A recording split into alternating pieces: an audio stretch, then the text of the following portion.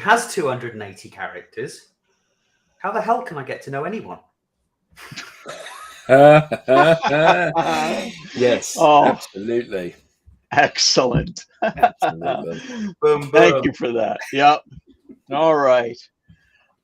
Good morning, good afternoon, good day, and welcome to yet another edition of the Digital Download, Which is the longest running weekly business talk show on LinkedIn Live.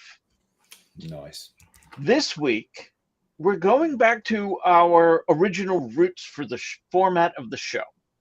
We will be asking, well, what have we learned in social and digital this week? And each of us will share various things that we've found from around the internet. But before we get into that, let's kick off with some introductions. Alex. Good afternoon, good morning, wherever you may be, or good evening. My name is Alex Abbott. I'm the founder of Sapiro and a proud DLA Ignite partner. Hello. Excellent. Thank you. Adam.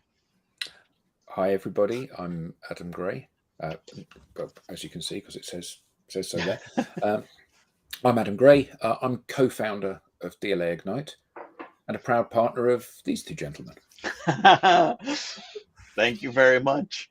And myself, I'm Rob Durant, founder of Flywheel Results, and I too am a proud DLA Ignite partner.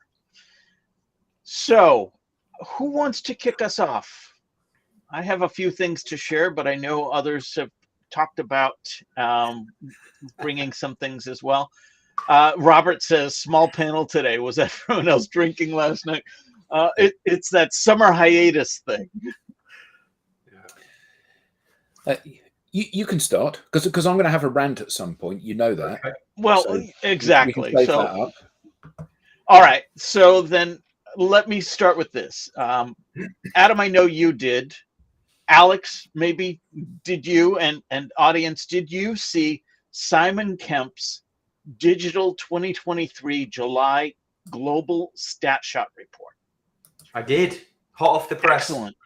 Yes, he and the team at datareportal.com always do a terrific job of collecting, analyzing, and sharing the latest digital trends.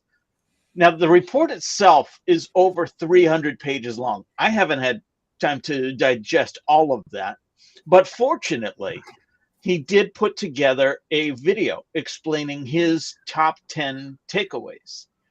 I encourage you to go check it out at datareportal.com. But I wanted to share with you two of the top 10 things that stood out to me. First, at number 5, I'm surprised Barbie hasn't joined the panel. Yes, that should be number 1. I was trying to find a good Barbenheimer, but I just let it go. So at number 5, let me see if I can pull this up. Which is, yeah. Number 5 is people under the age of 55 are now more likely to get their news from social media than they are to get it from television. Yes, this is the one I wanted to share. So here we're looking at the social platforms used to access digital news. Simon went on to share that according to the Reuters Institute for the Study of Journalism, 57% of the people under 55 now use social media for news, compared with just 48% of this age group who get their news from television, broadcast TV. Yeah, but don't we have to be careful there, Rob? Because my 75-year-old father-in-law, he also gets a lot of news from Facebook, which is quite often fake, and we have heated discussions around. So it's interesting that you bring that up, Alex, because I went on and did a little bit more research myself, because, like you say, Facebook, or is it Fakebook?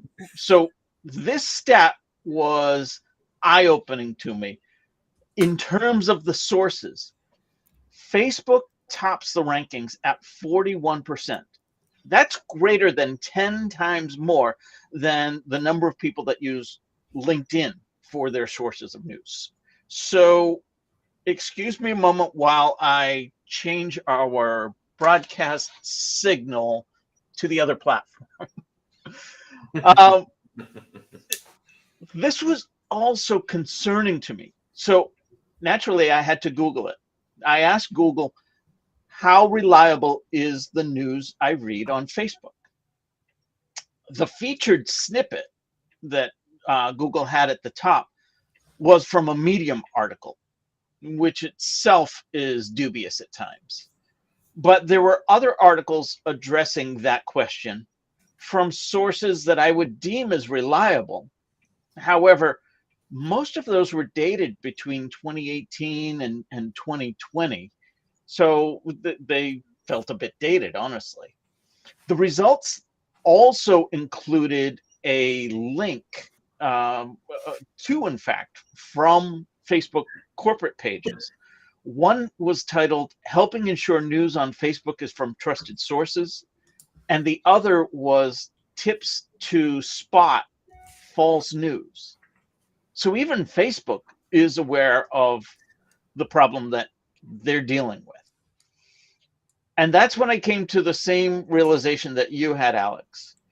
I realized that the news doesn't differentiate posts by Fox News, NBC, or the BBC versus posts from my conspiracy theory spewing in-laws. To some, both may be considered quote unquote news. And to others, only one of those sources is legitimate. I'll leave it to you to figure out which one, but I will say this: pray for us. Yeah, but I think that a lot of the challenge is that increasingly the mainstream media is not an impartial news channel. So when I was growing up, I genuinely believed that the BBC was a bastion of honesty and impartial reporting. And as I've got older, I've realised that even at the time, that certainly was not the case. And now it is even less so the case. And I think that the challenge that people have is that there are multiple sources and everybody's lying to a greater or lesser extent. And some of that is consciously misleading people. And some of that is unconsciously misleading people. You know, without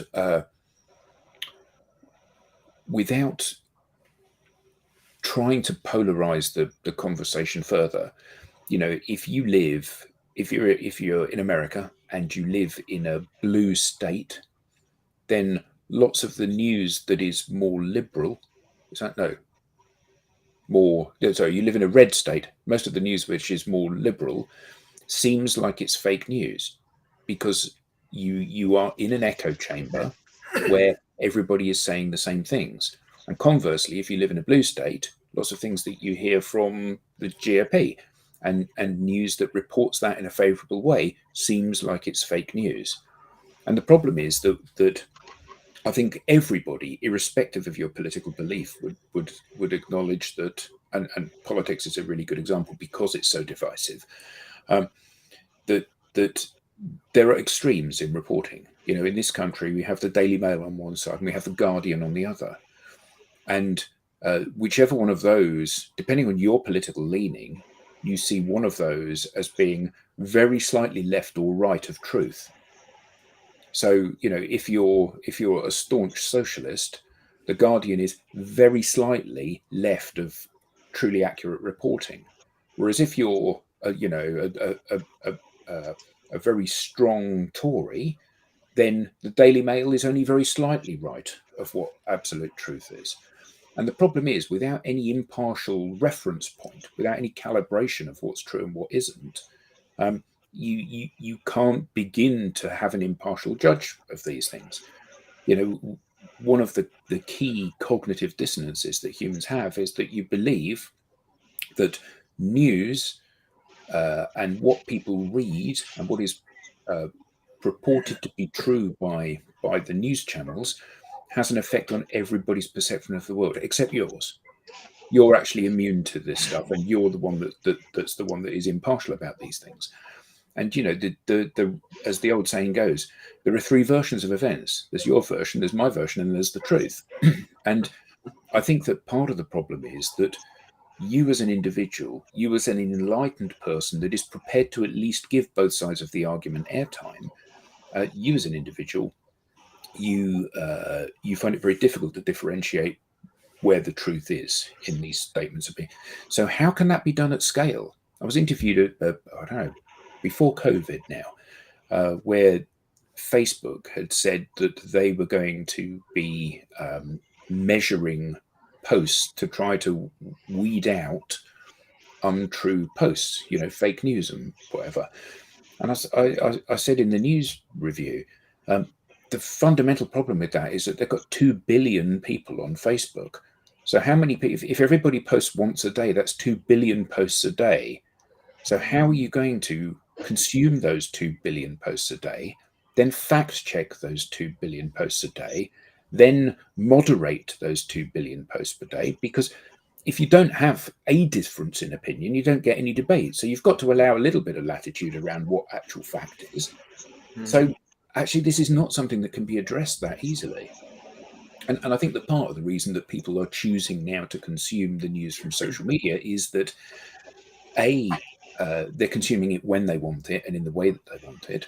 And B, if I'm going to be lied to, Rob, frankly, I'd rather be lied to by you. You know what I mean? Just because at least I like you. And I think that people have become very disillusioned with their inability to grasp truth and what is truth out there. So it's interesting that you said growing up you thought the broadcast news was impartial. Was truth. Yeah. It was truth. Yes, thank you. Because that's how I grew up as well. And because it was truth, my belief told me, that made it impartial. It wasn't until it became more extreme, especially regarding political reporting, that I started to recognize that there is a bent to it, regardless of which outlet that you're learning from. And instead of picking sides, I generally tap out. Well, and the same, you know, this, so I was reading a little while ago now, maybe a few months ago, trying to remember the source. I think it was Trust Radius had done some research into, buyer confidence. And it's so from a B2B perspective, and the fact that research, vendor blogs, websites are falling down the priority list of trusted sources that buyers actually use to inform their decision, because it's difficult to believe, you know, what's written. And, you know, without naming any names, even some of the most well thought about research businesses are paid to carry out research, and then is actually, you know, the conclusion of the research is, funnily enough, aligned to the value that the tech company that sponsored them to do it values. Yeah. What do you believe anymore? Well, I think that so I'm incredibly impressed with my son. So he is one of the few people that genuinely reads from multiple sources. So, you know, most of us would read from mainstream sites, but he reads from, so for the war in Ukraine, for example, he reads mainstream media that is available in this country, and he reads Ukrainian mainstream media, and he reads Russian mainstream media, and he reads Indian mainstream media, which is more impartial than us, but slightly more aligned to Russia than we are. And from this, he has at his fingertips a huge number of facts about parallels and kind of hypocrisies in how both sides are talking about the conflict and both sides are behaving. The problem with that is that it requires a huge amount of effort and a huge amount of open mind. You know, he's 19, so he hasn't yet been programmed in the way that we've been programmed to have this kind of ironclad belief system, because, you know, all of us are subject to 20, 30, 40, 50 years of being spoon-fed someone else's view of the world. And I think the challenge is that, that, as you said, Alex, everybody's got an agenda here. You know, so whether we're talking about news and how people consume it, that's why people are not buying mainstream media and consuming mainstream media in the way they were, and whether that's buying reports. You know, even if you are unwittingly biased, you are biased. You know, because anything that doesn't align with your compass for what should be true seems like it's fake. And even if you're not deliberately misleading people, you throw out news that is fake. You know, if somebody says to you, the Earth's flat, you don't actually read a lot further than that because you know it's not the case. Yeah. One assumes it isn't the case. But you know, there are so many things like that where there are those fundamental cornerstones that you say, well, I don't actually need to delve into that because I know that's not true. Yeah. And that informs these biases that we all have. Yeah. Right. Yeah. I've started using. I don't want to go off track, so I want to come back to the to Simon Kemp's report because I've got a point I wanted to raise in relation to that. But in recent weeks, I've started using a source of evidence-based research by the Oxford Review, and you know, there's some really interesting stuff in there, and what they typically do is take the academic research that's being done all around the world, thousands and thousands and thousands of pieces, and they sift through it all, and then they turn it into, you know, common English that you know, an average business Joe like me can understand, because I would probably find it very frustrating trying to read an academic report and understand it fully. But there's some really interesting stuff that's coming out of there, and what I'm finding is it fills me with confidence to know that it's the truth. All right, from an academic's perspective, but there's no commercial agenda. So there's no commercial agenda, but that doesn't make it true either, is what I'm starting to recognize, and much for the reason that Adam just shared. If it's not aligned with what I believe, I'm going to stop reading. Even as an academic, I'm likely to have certain biases. So going back to the Earth is flat. Well, you know what? I'm just going to stop there and move on to the next thing. So it does influence that which gets reported and such. The other thing that I wanted to share from his report was the top story. The number of active social media users, social media user identities. So they did their best to try to suss out how many social media profiles belong to individuals, and recognize that individuals can have more than one. But what they came up with was the number of active social media user identities is now equal to more than 60% of the global population. And according to Simon's analysis, with a total of 4.88 billion distinct identities, we're using social media platforms in numbers greater than we ever have. 60.6% of the world's population is what he calculated that to be. So again, I did some research of my own based on that. And I learned that according to the World Bank, in 2022, 65% of the world's population was between the ages of 15 and 64. What that means is if someone in the world is between the ages of 15 and 64, there's a greater than 90% likelihood of them using social media. That's worldwide. Yeah. Yeah. Do you know what I've taken from this report that is linked to that point? What's that? I think this is astonishing, by the way. It was Simon's number 5. Sorry, number 6. Number 6. You've already done number 5. The world's digital gender gap. Oh, yes. Yeah.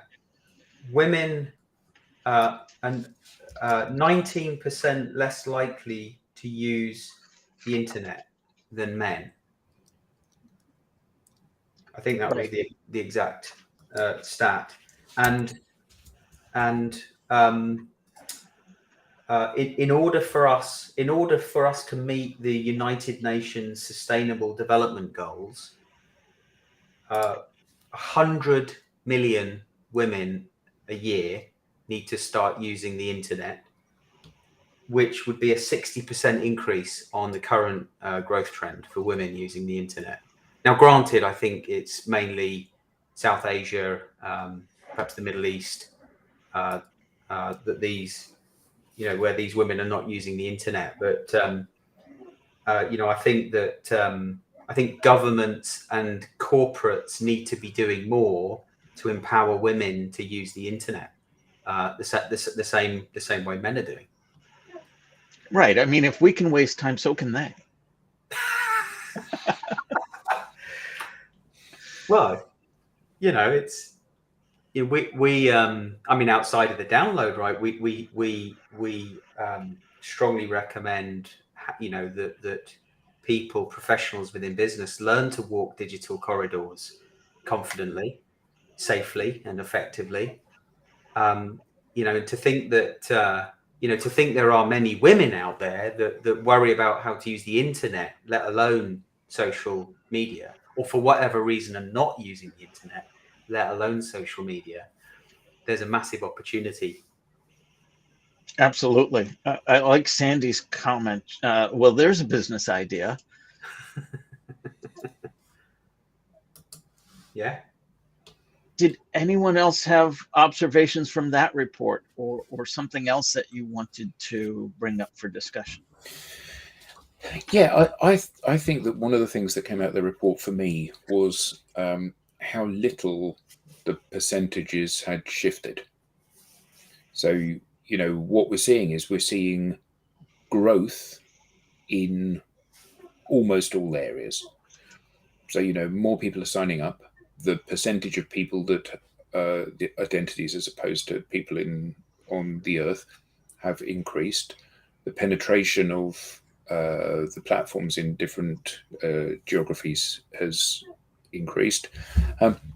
What I found surprising was that there's a very slight decline in the amount of time the average global time spent on social media per day per person, from I think 2 hours 29 minutes to 2 hours 27 minutes now. So it's only a tiny shift, but one of the things that I think is quite interesting is that the market has obviously, the environment has become much more mature, and therefore it's stabilized. So we're not seeing any volatility in terms of platforms coming up and coming down, growth in certain regions, because basically everybody's here now.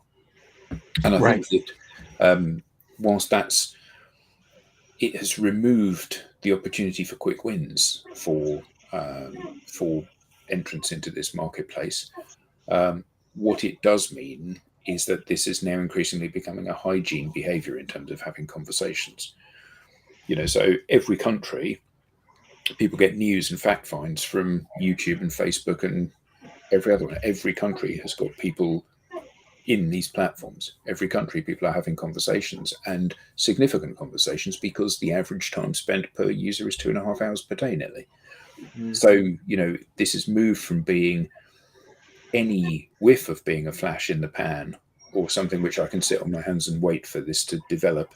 It has developed, it is mature, and every organization needs to be putting this front and center of their behavior. Yeah, in fact, the growth rate of users adopting social media, I noticed in the report, it actually accelerated slightly in the last 3 months. And I don't know if Threads has had anything to do with that, with 150 million new users within the first 7 days, as fast as Chat GPT, apparently, that growth. But it's astonishing when to think about how many users there are on social media, yet there's still an acceleration of user adoption. Well, I think the thing that's amazing is not how many users there are, but how many people there are that aren't users. Right. And despite the fact that the pool of people who are not on social media is getting ever smaller, still the rate of growth is accelerating, albeit only slowly now. So the growth is still strong, but the acceleration in growth is not strong, despite the fact that every day that goes past, there are fewer people that aren't on social media. So the pool that you're drawing that growth from is ever smaller. And I think a couple of comments I want to bring up. First, Zachary shared, have a look at this civic science study, and he shared a link to that. So thank you for that, Zachary. I will check that out. And then, of course, we hear from Andrew. We all know why men use the internet more than women. I'll leave it to Andrew to figure that out. Betting sites. Yeah, that must be it. And Sandy shares, I know how many women gamers who don't use social media. Interesting that you bring that up, Sandy. One of the other elements in the report was talking about gaming and the perception of the gamer and the demographics of the gamer. The data doesn't support the perception, or in other words, there were gamers across all generations. Yeah, it's and what was interesting was the 55 to 64-year-old bracket was there was a big increase in terms of the number of people gaming, and interestingly, smartphones was the device of choice. Right. And I guess unsurprisingly, was it 30% of those games that were being played were quizzes to keep the mind active, right? Andrew replied, it's to watch this show and that album, of course. Yes, that's exactly it. Of course. Thank you. There is a hunger for us. That's what we're basically saying. Right. That must be it. But I wanted to come to Mark's statement as well. There are a number of my close family members who are choosing to walk away from social media due Don't to you say that. That's utter rubbish. I won't tolerate. I understand that completely, but to anyone who says that, I do. First of all, I respect that, but I want to remind you, you can control what's in your social media feed. Yeah, and you can temper that toxicity. But walking away is probably the easiest way to do that. Yeah, I mean, there is the danger that you also walk away from all of the other benefits that social brings. You know, the relationships that you've developed over the last 5 years from people you went to secondary school with, the family members who are far flung, the old friends you used to work with, the party that's going on in the next street that you didn't know about if you weren't on Facebook. And unfortunately, when you cut out the bad, you also run the risk of cutting out the good as well. Right. I mean, I think that one of the things that this report has thrown up for me, and when I talk to individuals and organizations, I will raise the visibility of this particular line of thinking, which is that it actually doesn't matter whether you like any of this stuff or not. It doesn't matter whether or not you are naturally a social person, whether or not you're comfortable publishing content, and whether or not you enjoy doing that. What matters is the fact that everybody is here, and don't any longer have a choice. It's like not having a telephone or not having a website if you're a business. And one of the things that I see as being kind of simultaneously an obvious move that people need to make, but also quite concerning, is that share of search engine usage, Google is 92.64% of the search engine market, and the next nearest competitor they have is Bing with 2.7% or 2.8%.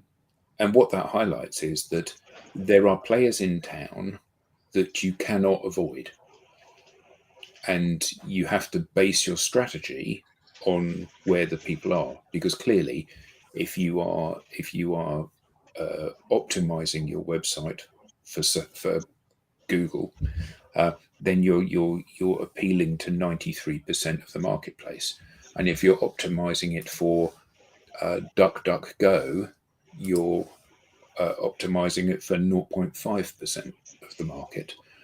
And the challenge here is that sometimes you have to dance with the devil, don't you? Even if it's an organization you don't like. I'm not particularly anti-Google, but whether it's Google, whether it's Facebook, whether it's LinkedIn, whether it's Twitter, whichever platform it is that you don't like, you may not have the choice. Right. You're on mute, Alex. There we go. Whilst at least we weren't live when you were talking, when you weren't on mute. Yeah. Whilst we think about or ponder that, Adam, I just want to let Sandy Adam know that we each pair our channels, so not everybody can see every comment. That's right. So I've pasted Zachary Nippert's study on my profile where the post is, where I've posted about this event. Right. So if you want to visit my profile, there's the link to Zachary's study, or the study Zachary shared. But I think that from our perspective, every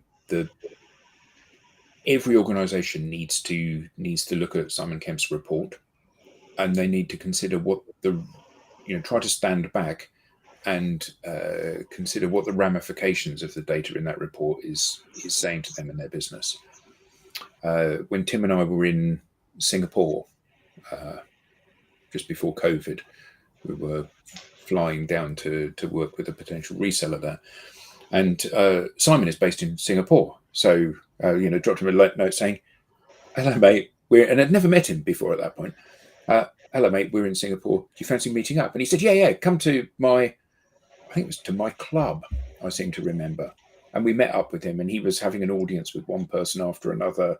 And he was such a charming man, so generous with his insights and his thoughts on this. And his belief is that, as ours is, that there is only one game in town anymore. You have to be optimizing your behavior on social, because that's where everybody is. Yeah. For me, that was the biggest takeaway when I listened to Simon Kemp's. He's as you said, Rob, he's created this lovely little kind of top 10 video to better understand the report, unless you want to read through 200 pages. 300.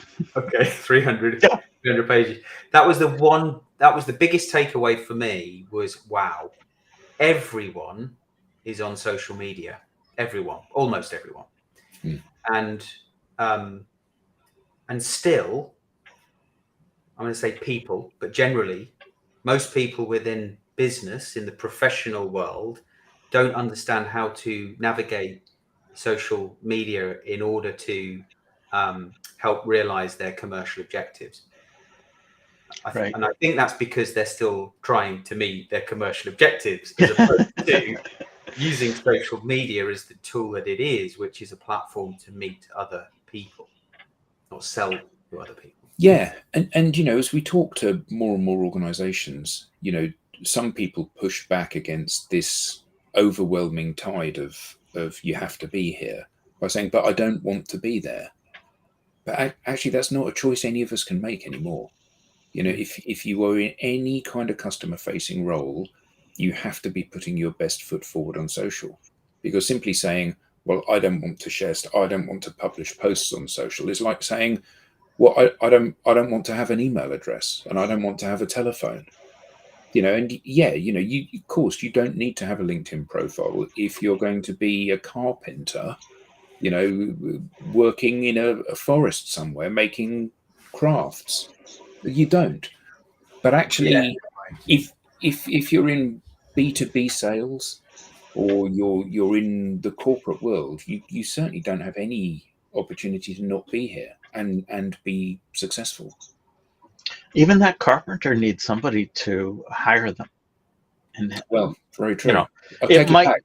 yeah, it might not be the best platform. LinkedIn, that is, might not be the best platform for them to make others aware of what they do, but there is a digital platform or several that could do that better than simply word of mouth. And that was one of the other things that came out of Simon's top 10 as well.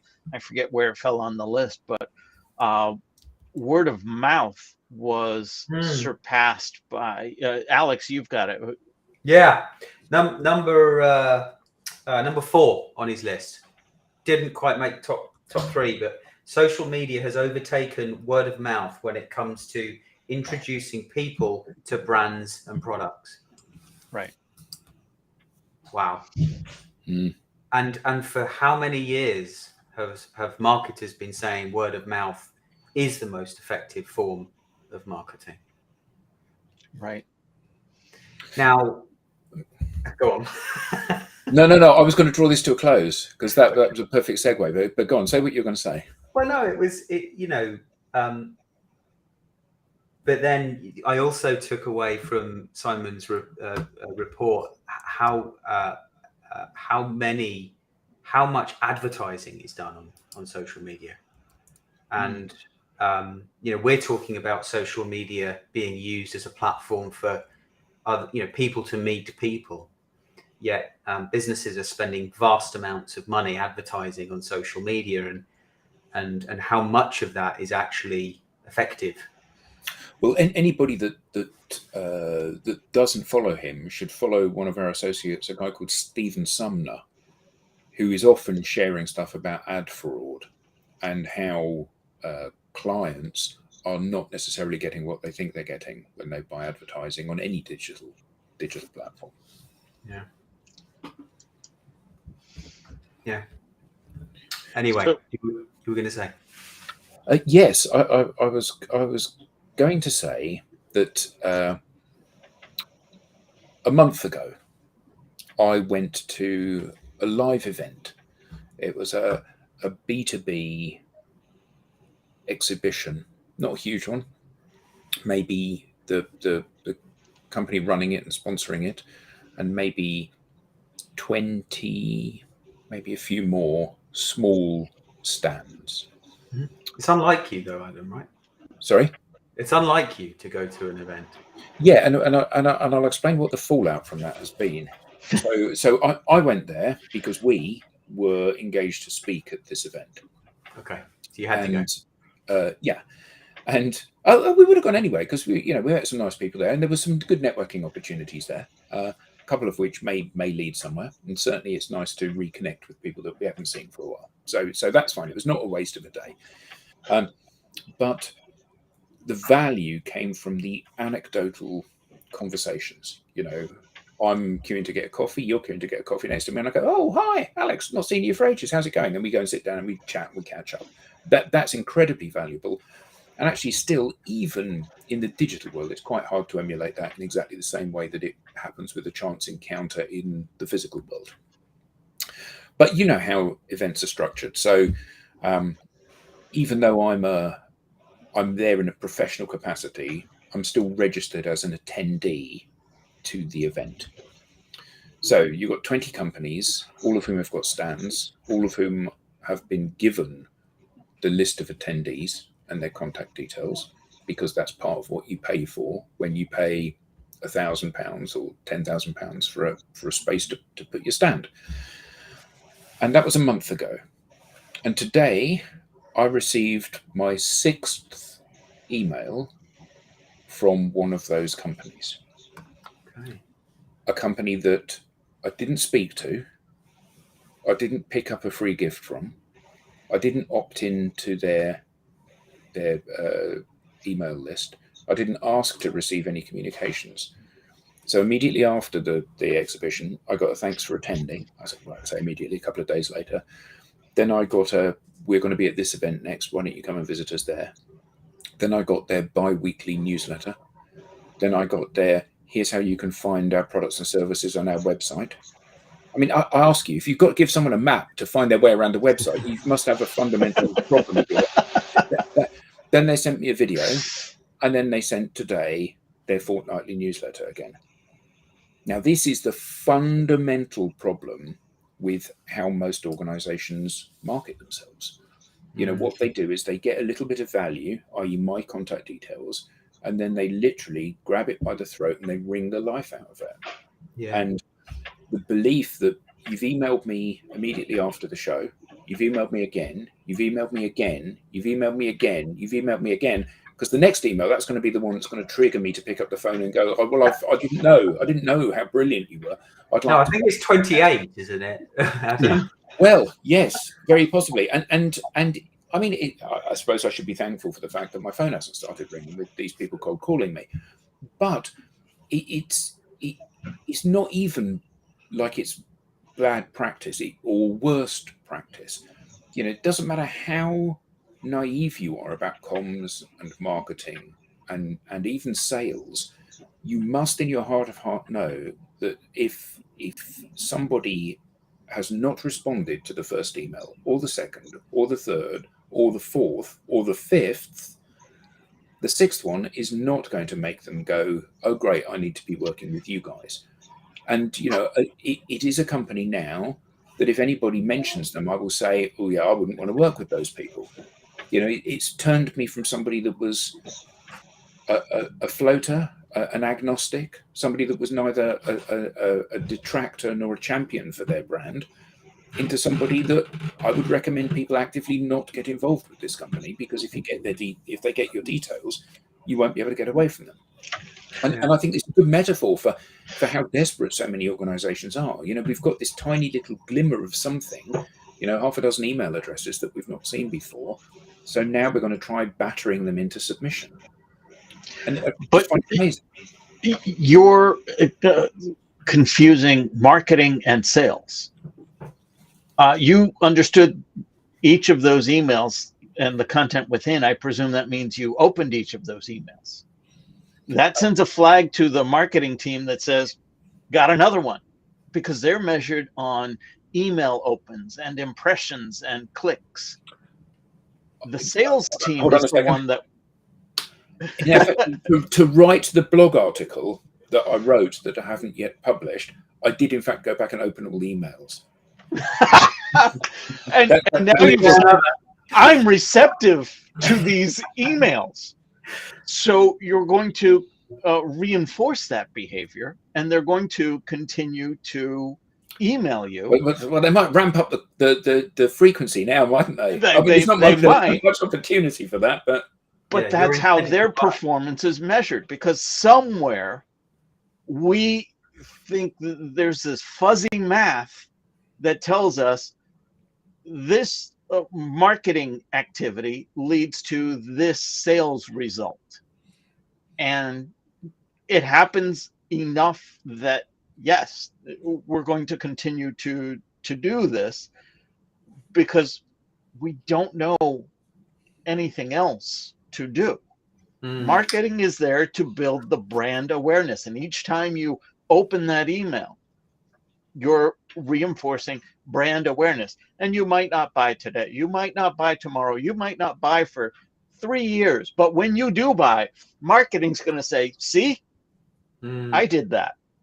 Now, sales is going to say, I did that. Well, neither of them are going to be saying that. Well, I'm not going to be buying. But I get right. The point. Yes, I get the point. So I worked on the kind of the B2C side of the house for many years, worked for different companies that actually provided email marketing technology. And there was one thing that marketers cared about the most after revenue, and that was the unsubscribe rate. You know, the desire to keep the unsubscribe rate under 1%, the focus that they would want to put on ensuring that their customer base wasn't over emailed because they would zone out or get peed off or unsubscribe. Why is it that B2B marketers appear not to feel the same way as those B2C marketers? Well, I think that the B2B business world is very different, isn't it? You know, it's different because it's a high complexity sale. You know, I do not respond well to advertising. The fact remains that I still buy things from adverts I see on Instagram. You know, we all do. Be that rucksacks or training shoes or those special forces belts or whatever it is that we go, oh, that's what my life's been missing. I need one of those. But actually, the fact that they're useless, either because they're no good at what they claim to be doing, or they're useless because you have no use for them, and you realize that after you've bought it. The fact remains that it doesn't matter. If you spend $10 on a belt, or even $100, or even $200 on a belt, actually it's not mission critical. If you spend $2 million on a new ERP system, it is mission critical to your business, because you've got all of the associated costs. And I think that there's a big difference in terms of how much people have to be pursuing and guiding people through that process. And B2B businesses tend to be very much structured, don't they, on a quarter by quarter basis. Alex, we're getting to the end of the quarter. You need to bring in some business. What are you going to do? Oh, well, I'm going to email everybody on my database again. Do you think that's the right thing to do? No, but at least I can tell my boss that I've emailed everybody on my database again. Yeah, but surely if the deal value is worth 2 million, then more focus, more care, more attention needs to be taken in ensuring that you're not upsetting your audience by over mailing them in the same way that you've been over mailed. Yeah, but I think for many in many B2B organizations, the heat is on, isn't it? The pressure is turned up on the sales team. And actually, I think, as we discuss often in the sales TV show that we do, the challenge is that salespeople often, and I had this when I worked in the corporate world, people would say things like, I think I'll have another 6 or 9 months before I get laid off.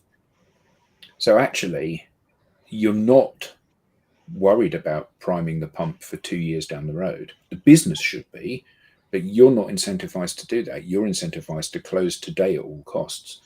And if you close today and you make your number, you've got another quarter before you have to worry about finding another job.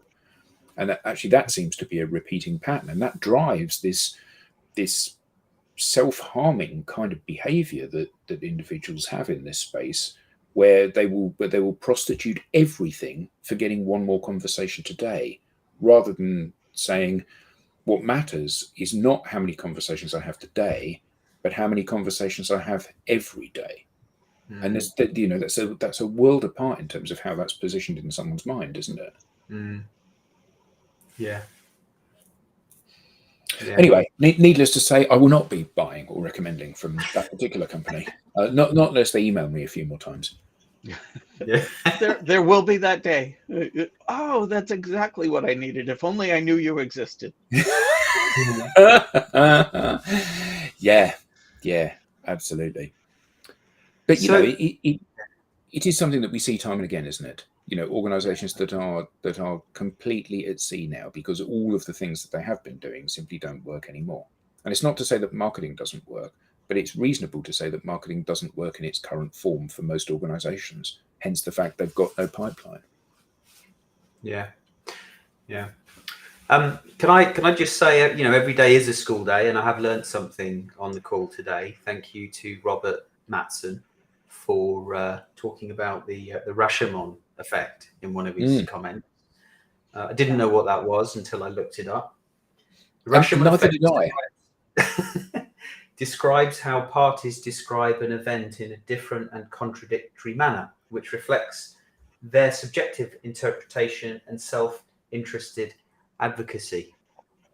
Interesting. It reminds me a little bit about the dog in the yard question that I got in some leadership training many years ago, and the importance of communication. To your point earlier on, Adam, if I was to ask you both, picture a dog in a yard, a very simple instruction, you'd think about the same things, but you'll both, I'm sure, think about a different dog, a different yard, a different fence. And No, I'm thinking about a dachshund in your back garden, as it happens, Alex, which is exactly what you're thinking about. Yeah, it doesn't help that you've seen photos of my miniature dachshunds and my garden. Yes, exactly. You, the brand is strong in my mind because of all the emails that you send me. That'll be it.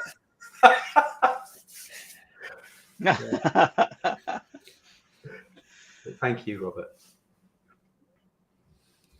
Yes, I like Andrew's comment, his last comment. This one? Yeah. So I don't know if you get that in America, but we used to get it in this country, and it would be, and Billy Connolly used to do a sketch about this, and for more elderly people, there's like a giant slipper that comes up to your knees that you put both feet in, and sometimes it can be an electrically heated one which has a little thermostatic control on it, and it's so when you're sitting down at the end of the evening watching TV, your feet don't get cold. And Billy Connolly said that he thought it would be really funny to buy 2 of these and put them by the back door side by side, because if anyone broke into the house, they'd go, "Oh my God, the person who lives here must be enormous."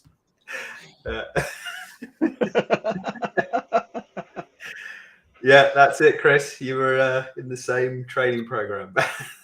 So Chris, hello, mate. What dog did you imagine? And what dog did you imagine, Alex? Yeah. Well, at the time or now? Well, at the time, of course. Yeah. I don't think I can remember. I do remember it was probably something like a Labrador. I do remember a red shed and a white picket fence and green grass and a fairly simple patio. Yeah. Right. So let's see what Chris imagined in that very training session. Yeah. Thanks, Andy. Have a good weekend.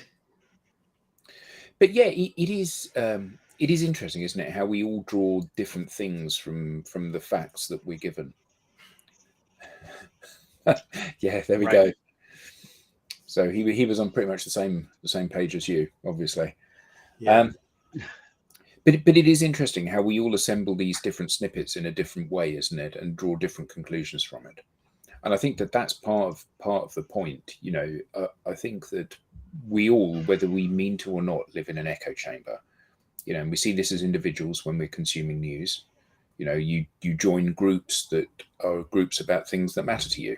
Whether that's your hobbies or your beliefs or whatever it may be. You join groups of like-minded people so that you can be have your beliefs ratified and supported. And organizations do it as well. They nice. Organizations do it as well. They surround themselves with people that pat them on the back for the job they're doing. And I think, I keep bringing it back to kind of organizational behavior, because people will be people, whether I agree with your views or not. Actually, that's not the issue. But organizations have a duty of care to the people that work within them. And a lot of the challenge that we're seeing at the moment is that organizations genuinely believe that they're doing a good job. But the acid test is not how many clicks. It isn't how many views. It isn't how many attendees to your webinar. And it isn't how many downloads of your white paper. That's not what matters. What matters is how many people are asking for proposals and then subsequently buying from you. Yeah. And every organization that I talk to says they have no pipeline. Not pipeline's a bit weak. They have no pipeline. I've had 2 conversations in the last week with organizations that have said we have 0 pipeline.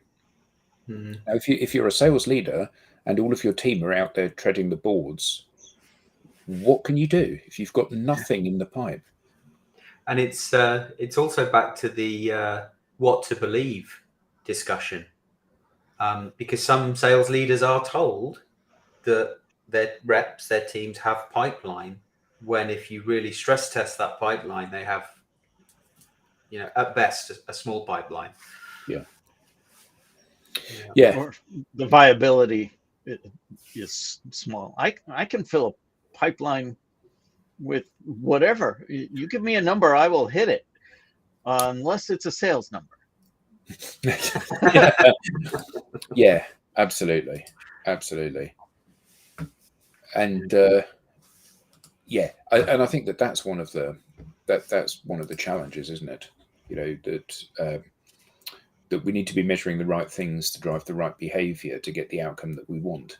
And it's all very well to say, we're hitting all of our KPIs, your personal KPIs, but we see it time and again, that doesn't stop people from being laid off when there's no money. Yeah. Does that mean the KPIs are wrong? Well, it does, but I think it's more than the KPIs being wrong. I think it's the whole belief system around how those KPIs, what those KPIs are indicative of. That's the problem, isn't it? So once upon a time, there was a direct correlation between how many times you picked up the phone and dialed somebody, how many people you got to speak to, and how much business you got as a result of that. Now, it doesn't matter how many times you dial, nobody wants to talk to you. Yeah. So that whole avenue is now a cul-de-sac. I think the other, Go on. Sorry. The other issue I see is culture. So, culturally within organizations, an environment,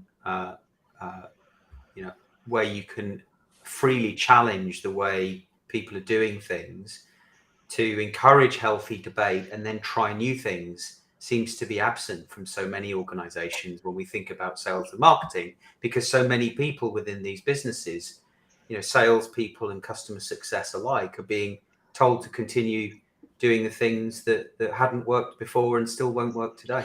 Yeah, and I think that taking that step back and saying, when people say I'm really busy, and this is whilst this is a comment about salespeople, it's not an attack on salespeople. Salespeople say I'm really busy, I'm doing everything you're telling me to do, Alex. But the output is there's still no pipeline, there's still no money. So whatever you're doing isn't working. So the idea, I haven't got time to do other stuff. Well, you have, because you don't need to do any of the things you're doing because they're not working. And I had a conversation with a sales leader just this week, and I said to them, I'll wager that everyone in your sales team is really good at both closing and administering the sale. And they said, yep, they're really good. I said, so why have you got no pipeline? And they said, I don't. And what it boils down to is the fact they're not having any conversations. So, you can be the best closer in the world. You can be the best at administering the sale and navigating the politics of your company and theirs. But ultimately, if you're not talking to people, there is no opportunity for you to deploy those skills you've spent 20 years learning. And that's the challenge that organizations have to address. Yeah. Not the messaging, not more value selling. No, and not generating new content. And not we're going to do some role play on how you can close a sale, because until you've actually got somebody in front of you that you can sell to, you can be the best salesperson in the world, but you're never able to demonstrate that. Yeah, I've got a couple more facts from Simon's report to share. Brilliant. Before we close out, video accounts for 3/4 of all cellular data. I think on average now 20 gigabytes per month are used by every single cellular phone. I forget the total number. It's a big number that is consumed globally. And OpenAI had 300 million unique visits in May. What's interesting is that dropped by 6% in June.